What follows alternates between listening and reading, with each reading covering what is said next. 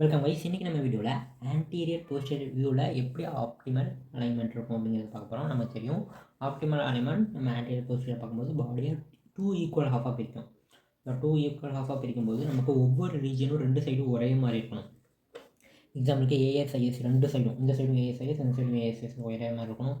பிஎஸ்ஐஎஸ் anterior superior iliac spine, posterior superior iliac spine, அதே போல் gluteal folds எல்லாமே ஈக்குவலாக இருக்கணும். வேஸ்ட் ஆங்கிள் ஈக்குவலாக இருக்கணும். வேஸ்ட் அப்படின்னா இடுப்பு, வேஸ்ட் ஆங்கிள் ஈக்குவலாக இருக்கணும். அதே போல் ஹிப்போட ஜாயிண்ட் ஆக்சிஸ், நீயோட ஜாயிண்ட் ஆக்சிஸ், ஆங்கிளோட ஜாயிண்ட் ஆக்சிஸ் 2 சைடு இருக்கு இல்லையா, அது எல்லாமே ஈக்குவலாக இருக்கணும். அப்படி இருந்தால் தான் அது நார்மல் ஆப்டிமல் அலைன்மெண்ட். இப்போ அதில் வரக்கூடிய டீவியேஷன்ஸ் பற்றி டீட்டெயிலாக பேசுவோம். டீவியேஷன்ஸ் இன் ஆப்டிமல் அலைன்மெண்ட் இந்த ஆன்டீரியர் போஸ்டீரியர் வியூ. ஓகே, நம்ம எப்பயும் போல் ஃபுட் அண்ட் டோலேருந்து ஆரம்பிப்போம். ஃபஸ்ட்டு வரக்கூடிய டீவியேஷன் பார்த்தோன்னா டிஃபார்மிட்டி பெஸ் பிளானஸ், ஃப்ளாட் ஃபுட் அப்படின்னு சொல்லுவோம். நமக்கு ஆர்ச்சஸ் ஆஃப் ஃபுட்டில் மீடியல் லாஞ்சிடியூடினல் ஆர்ச் ஆப்சென்ட் ஆகிருக்கு அப்படின்னா அது ஃப்ளாட் ஃபுட். மீடியல் சைடு நமக்கு நல்லா பார்த்திங்கன்னா இந்த மாதிரி இருக்கணும். இந்த மாதிரி இல்லாமல் ஃப்ளாட்டாக இருக்குது அப்படின்னா அது ஃப்ளாட் ஃபுட். ஸோ இது ஏன் வருது அப்படின்னா, நம்ம ரொம்ப நாள் நம்ம வெயிட் பியர் பண்ணவே இல்லை, ரொம்ப நாள் நம்ம எதுவும் ஃப்ளெக்சிபிளாக, இந்த லெக் வந்து ஃப்ளெக்சிபிள் ஆகிடுச்சு அல்லது ரொம்ப ரிஜிட் ஆகிடுச்சு அப்படின்னாலும் நமக்கு இந்த டிஃபார்மிட்டி வரலாம். அதே போல் ஒரு சிலருக்கு எப்படி இருக்கும் அப்படின்னா, அவங்க ரெஸ்ட்டில் இருக்கும்போது அந்த ஆர்ச் வந்து தெரியும், பட் ஸ்டாண்டிங் நிற்கும்போது அந்த ஆர்ச் தெரியாது. அதுக்கு காரணமும் அவங்க ரொம்ப நாள் வந்து அவங்கள வெயிட் பியர் பண்ணாமல் அல்லது பாடி வந்து ஆக்டிவாக இல்லாமல் இருக்கிறது காரணமாக இருக்கலாம்.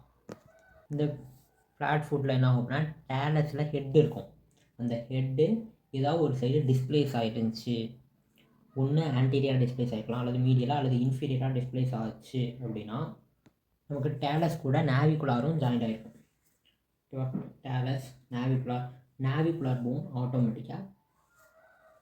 ஸோ இங்கே டேலஸ் இருக்கும், கால்கேனியம், இங்கே நாவிகுலார். ஸோ ஃபஸ்ட்டு என்ன ஆகுது, டேலஸ் எங்கிட்டாவது ஒரு பக்கத்து டிஸ்பிளேஸ் ஆச்சு அப்படின்னா ஆட்டோமேட்டிக்காக கால்கேனியம் நாவிகுலார் லிகமெண்ட்டு நம்ம டிஸ்பிளேஸ் ஆகும்.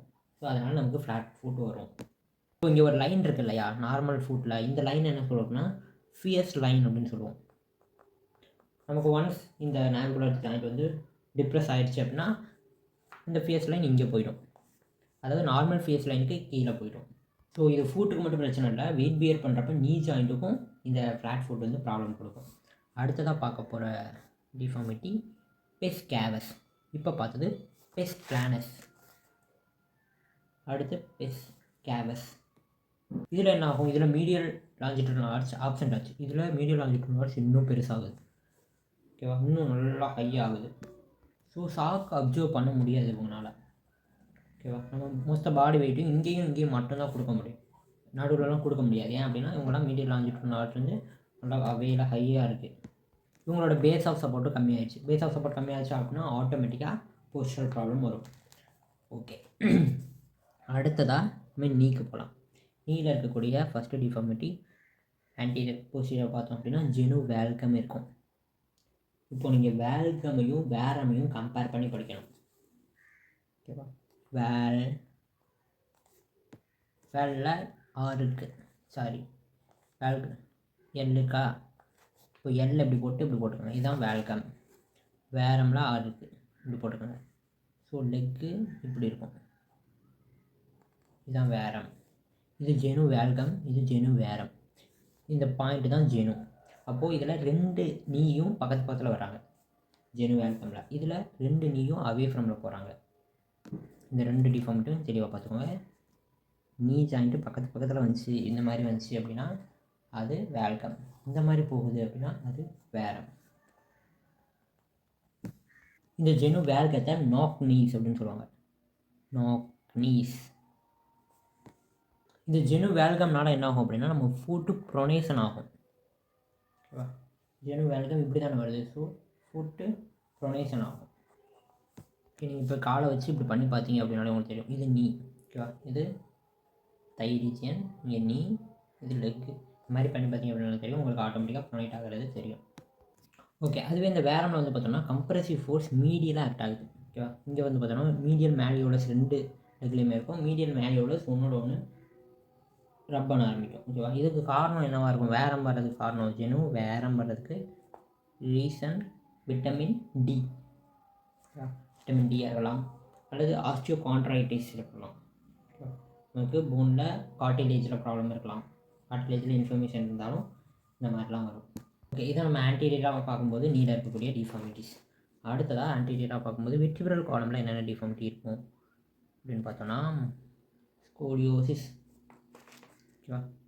நம்ம ஆல்ரெடி லேட்ரலாக இருந்து பார்த்தோம் அப்படின்னா என்னென்ன வரும் அப்படின்னு சொல்லியிருந்தோம்னா ஹைப்போசிஸ் அண்டு லார்டோசிஸ் வரும். அப்போயே நம்ம ஸ்கோலியோசிஸ் அப்படின்னா லேட்ரல் டிவியேஷன் அப்படின்னு சொல்லியிருந்தேன். லேட்ரல் டிவியேஷன் நம்ம ஃப்ராண்டல் பிளேனில் பார்த்தோம் அப்படின்னா லேட்ரல் டிவியேஷன் தெளிவாக தெரியும். ஃப்ராண்டல் பிளேன் தானே லேட்ரல் டு மீடியல் காட்டுது. ஸோ நம்மளோட வெர்டிப்ரா இந்த மாதிரி ஏதாவது ஒரு சைடு அல்லது இந்த மாதிரி நமக்கு நார்மலாக இல்லாமல் அதோடைய டீவியேஷன், அதாவது கர்வேச்சர்ஸ் வந்து மாறி இருக்கும். இந்த ஸ்கோலியோசிஸை 2 டைப்பாக பிரிக்கலாம். ஒன்று ஃபங்க்ஷனல், இன்னொன்று ஸ்ட்ரக்சரல். ஃபங்க்ஷனல் அப்படின்னா நம்ம சிம்பிளாக சொல்லலாம். இப்போ நமக்கு லெக்கோட லென்த் வந்து மாறிடுச்சு. ஒரு லெக் இவ்வளோ லென்த்தில் இருக்குது, இன்னொரு லெக் இவ்வளோ லென்த் தான் இருக்குது. அப்போ ஆட்டோமேட்டிக்காக என்ன ஆகும்? வெர்டிப்ராவோட இது ஸ்கோலியோசிஸ் ஆகும். இது ஃபங்க்ஷனல். இது வந்து நம்ம அந்த லென்த்தை சரி பண்ணிட்டோம் அப்படின்னா ஆட்டோமேட்டிக்காக கரெக்ட் ஆகிடும். அதுவே ஸ்ட்ரக்சரல் அப்படின்னா நம்ம வெர்டிபிரல் போன்லேயே ப்ராப்ளம் இருக்குது அப்படின்னு அர்த்தம். வெர்டிபிரல் ஸ்ட்ரக்சரில் ப்ராப்ளம் இருக்குது அப்படின்னு அர்த்தம். ஓகேவா? அதனால் என்ன ஆகும் அப்படின்னா நம்ம ஒன்றும் பண்ண முடியாது, அவ்வளோ சீக்கிரம் இதை கரெக்ட் பண்ண முடியாது. நம்ம ஃபங்க்ஷனல் ஸ்கோலியோசிஸை ஈஸியாக கரெக்ட் பண்ணலாம், பட் ஸ்ட்ரக்சரல் ஸ்கோலியோசிஸை கரெக்ட் பண்ண முடியாது. ஸோ இதில் பார்த்தோம்னா நமக்கு கர்வ்ஸ் எல்லாம் இருக்குது இல்லையா? இந்த கர்வெல்லாம் எந்த கர்வில் எந்த ஸ்ட்ரக்சரில் ப்ராப்ளம் இருக்குது அப்படிங்கிறத கரெக்டாக பார்க்கணும். எல்லாத்தையும் நம்ம கன்வெர்ட் பண்ணணும். ஸோ இந்த ஸ்ட்ரக்சரல்ஸ் இது வந்து அவங்களுக்கு பார்த்தோன்னா அவங்களுக்கு வெளியே இருந்து பார்க்குறப்பயே அவங்க வந்து ஒரு சேலஞ்சர் பர்சன் அப்படிங்கிற மாதிரி வெளியவே தெரிஞ்சிடும். அதே போல் அவங்களோட இன்டர்னல் ஆர்கன்ஸ்லாம் நார்மலாக ஃபங்க்ஷன் ஆகாது. ஏன்னா நமக்கு உள்ளே இருக்கக்கூடிய ஆர்கனோட இடம்லாம் மாறிக்கிட்டே இருக்கு இல்லையா? அதனால் உள்ளே இருக்கக்கூடிய ஆர்கனோட ஃபங்க்ஷன் நார்மலாக இருக்காது. அதே போல் பல்மோனரி டிஸ்ஃபங்க்ஷன் வர அதிக வாய்ப்பு இருக்குது. ஏன் பல்மோனரி டிஸ்ஃபங்க்ஷன்? லங்ஸ் உள்ளே தானே இருக்குது. லங்ஸ் வந்து நார்மலாக நேராக இருந்தால் தான் அது நார்மலாக ஒர்க் ஆகும். நமக்கு இன்டர்னல் தொராசிக் ப்ரெஷர்லாம் வேறு உள்ள ஆக்ட் ஆகிட்டுருக்கு. ஸோ அதெல்லாம் நமக்கு நார்மலாக இருக்காது, இன்டர்னல் ஆர்கன்ஸ்லாம் ப்ராப்ளம் ஆகும். அதே போல் நமக்கு வைட்டல் கெப்பாசிட்டி, லங்ஸில் இருக்கக்கூடிய நம்ம ஃபுல்லாக இன்ஹேல் பண்ணிவிட்டு ஃபுல்லாக எக்ஸ்ஹேல் பண்ணோன்னா அதுதான் வைட்டல் கெப்பாசிட்டி அப்படின்னு சொல்லுவோம். அந்த வைட்டல் கெப்பாசிட்டி நார்மலாக இருக்காது. ஸோ ஸ்கோலியோசிஸ் ஸ்டார்டிங் ஸ்டேஜில் நிறைய பேருக்கு தெரியாது. அது எப்படி தெரிஞ்சுக்கலாம் அப்படின்னா அவங்களோட வேஸ்ட் ஆங்கிள், வேஸ்ட் வந்து 2 சைடு ஒரே மாதிரி இருக்காது. இந்த மாதிரி கொஞ்சம் டிவைட் ஆகிருக்கு, வேஸ்ட் ஆங்கிள் மாதிரி இருக்குது. அதே போல் ஷோல்டர் லெவல் ஒரே மாதிரி இருக்காது. அதே போல் ரிப்பு வந்து கொஞ்சம் நார்மலாக இருக்காது. அதே போல் நமக்கு ஸ்பைனல் கர்வேச்சர்லேயே தெரிஞ்சிடும் அவங்க வந்து ரொம்ப வளைஞ்சா அப்படி இருக்காங்க. இந்த மாதிரிலாம் தெரிஞ்சு அப்படின்னா அவங்களுக்கு இந்த மாதிரி சிம்டம்ஸ் இருக்குது அப்படிங்கிறத நம்ம ஈஸியாக அனலைஸ் பண்ணிடலாம். இந்த ஸ்கோலியோசிஸ் பற்றி மட்டும் தனியாக ஒரு வீடியோவில் டீட்டெயிலாக பேசுவோம். ஓகேவா? அடுத்ததாக ஹெட்டில் வந்து மேக்ஸிமம் எந்த ஒரு லேட்ரல் இதுவும் வராது. ஓகே, அவ்வளோதான். நம்ம இன்றைக்கி ஆப்டிமல் அலைன்மெண்ட்டில் ஆன்டீரியர் போஸ்டீரியர் வியூவில் எந்த மாதிரியான டிஃபார்மிட்டிஸ்லாம் இருக்குது அப்படிங்கிற டீட்டெயிலாக பேசியிருக்கோம். தேங்க்ஸ் ஃபார் வாட்சிங். டாடா.